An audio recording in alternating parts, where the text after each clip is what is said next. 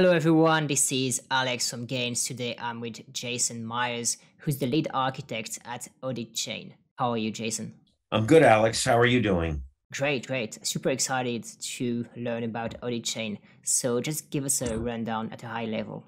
It's a Web3 accounting, audit, financial reporting, and analysis protocol that raises the integrity and reliability of global business and financial information. That information is filed in 50 different jurisdictions around the world, and it's relied upon by central banks, commercial banks, corporations, governments, and investors. The condition of that information is not in very good shape. Approximately 15% of that information is flawed. We are doing for the world's business and financial information what Bitcoin did for the soundness and hardness of money. First of all, there are only 4 firms in the world that tentatively, conditionally, and fractionally validate the world's business and financial information. And everybody knows who they are, I think. It's the big 4 accounting firms. And if I told you that that's the way a blockchain was architected, you'd call me crazy, wouldn't you? If there were only 4 validators on that network. The block times are not broadcast for at least 45 days after the block is tentatively and conditionally confirmed. It's a super interesting way to think about it. Like I never thought of it like that. Just previously, we were chatting before just starting the recording, and you were telling me something that makes total sense, but is really outrageous, is that the system is just designed by these guys for themselves, right? It's totally incomprehensible for the common man. So many barriers to entry, everyone's confused, and you guys are helping for that, right? Yes. So we make it very easy to determine if something's wrong. If you want to determine if something's wrong with a company's financial state and how they articulate it, you have to be an accountant or a chartered financial analyst, right? In our case, we show you color-coded indicators. When something is good or passes our rules, it's green. Green is good. If it doesn't, then it's red. Red is bad.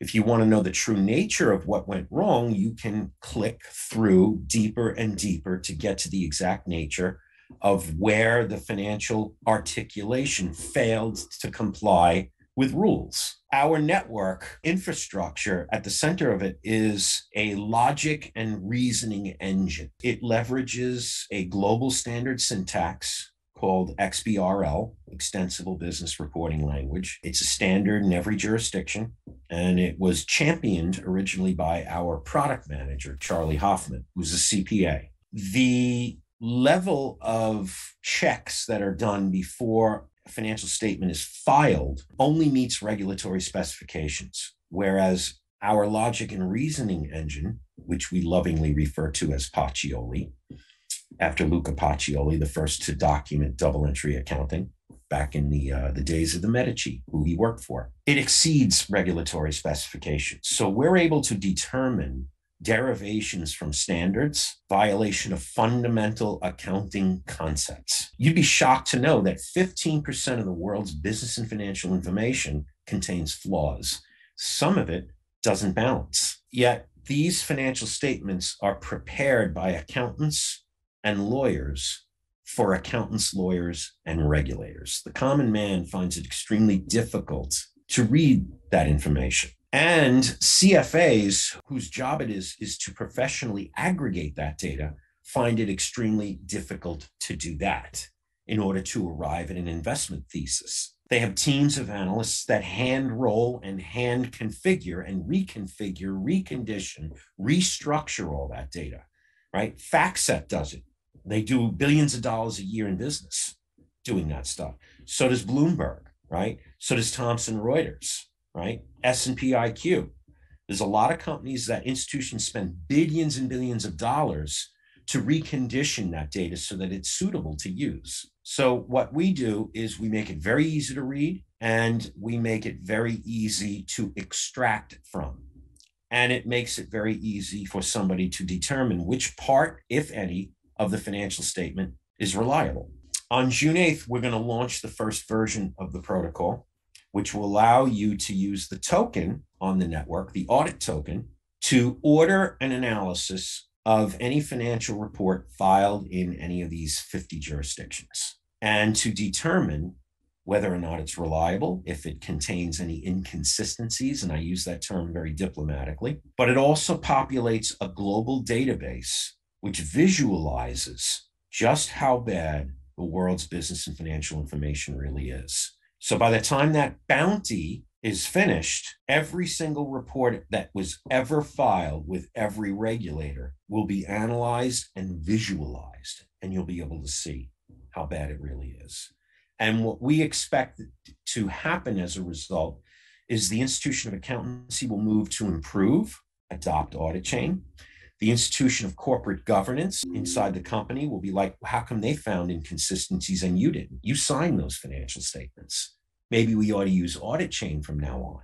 And the institution of regulation to really reveal the fact that they have flaws in the technical prescriptions on how to apply this global syntax when creating and composing and articulating financial data. So that's our first launch. The second launch involves NFTs. So the world's professionals can create additional controls that affect financial reporting to add granularity, fidelity, and higher resolution and accuracy. So that as time goes on, the integrity and reliability of the world's business and financial information gets higher and higher. Every time those controls are used by someone else, the creator of the control gets paid a royalty, and the auditors that proved that that control works properly also get paid a royalty. So now they're not dependent upon 4 accounting firms anymore. That sounds super interesting, but how do you at Audichain find these inconsistencies when the big 4 don't? XBRL instance documents are not within the scope of a comprehensive audit engagement, so they don't cover it.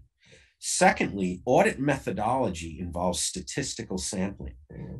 In block speak, what that means is I'm only going to confirm a fraction of the transactions in the block, and I'm only going to confirm a fraction of the blocks on the chain. Oh, by the way, there's only 4 of us that validate blocks on chain. And by the way, block times are once a year, and you don't get to see block confirmations for 45 days after the block is broadcast. Now, in Europe, in 2019, the Oversight Board, the CEAOB that oversees the auditors in Europe, placed XBRL within the scope of an audit, but none of them are ready. So nobody's detecting any of these inconsistencies. Auditors only focus on materiality, not 100% absolute assurance, like a blockchain, right? And as you know, in our generation and in this day and age, nobody trusts anything that is not proven on chain, correct? Well, the global capital markets, nothing is proven on chain, nothing. The world's business and financial information is in horrible shape. Central banks, governments, and investors are all relying on it. So what does that tell you about the state? Bitcoin revealed the state of money in the world and how bad it is, right? Everybody knows what a central bank does now because of Bitcoin. So we do for business and financial information what Bitcoin did for the hardness and soundness of money. How many clients do you have right now? How do things work business-wise? We have an alliance, a non-for-profit alliance. There's about 100 members in it. It ranges from standard setters. XBRL Switzerland is a member. A few of the financial report vendors in the world are members, and we've got a lot of accountants, a lot of lawyers, some academics. They all have clients, and once we launch, they're going to start bringing their clients to the table. So these guys will need tokens to get their reports. The token is used to stake a Pacioli node operator. You can operate, you don't have to be an accountant to operate a Pacioli node, but you do need a minimum of 5,000 tokens to stake a node. Other people who don't want to be a node operator can delegate their tokens to you, and they earn a return for doing so. So that's the first layer that the token is used. The second layer is used to settle obligations on the protocol for assurance and reporting, and to settle royalty allocation between creators of controls and those that prove that those controls work. And then the governance layer is extremely sophisticated and it's multi-tiered. We use governance to determine the minimum number of validators required to validate a financial report. The governance also determines how much each validator gets paid per validation. If you're going to change the minimum number of validators required to validate a single report, then you have to also change the quorum by which consensus is reached. There's up to 6 categories of assurance on the protocol. So governance plays a role in making that determination. Any token that's locked up at stake or currently being used to settle obligations cannot be used for governance. You have to go out and get more tokens. I wanted to know about your background, right? What's your experience in accounting and everything, right? All this expertise, where does it come from? It comes from our team, first of all, because the person that invented modern financial reporting, or he's considered the father of XBRL, is Charlie Hoffman. Charlie is the father of XBRL, which is now a global standard in all jurisdictions. My background was that of a banker. So I sat next to the accounting and audit profession as a banker my whole life. And the project got started when I had a fight with a regulator over an accounting, which changed my life. So I left the investment banking industry and I started Auditchain because, well, frankly, because I was very, very angry. And during the procedure of the investigation, they made it over an accounting of the use of proceeds of an offering to build our firm, because I had my own firm. And so in the end, my lawyer called me up. He said, I want you to come to my office. And he said, with all the evidence we gave them, under normal circumstances, if this were a federal case, you would win. But we're dealing with a private trade association that does not recognize federally constituted rules. They can do whatever they want to anyone for any reason or no reason. They want you to leave the business and they want you to sign a settlement agreement saying that you won't affiliate with any other investment bank, broker dealer. And that's, what I did. They drained every penny I had. I couldn't fight them anymore. But he did say, or you can fight them, but there's not going to be any winning. There's only going to be degrees of losing. So I signed the worst agreement I ever signed in my life. And I went home and I stomped around my house, very angry and very confused for 6 months.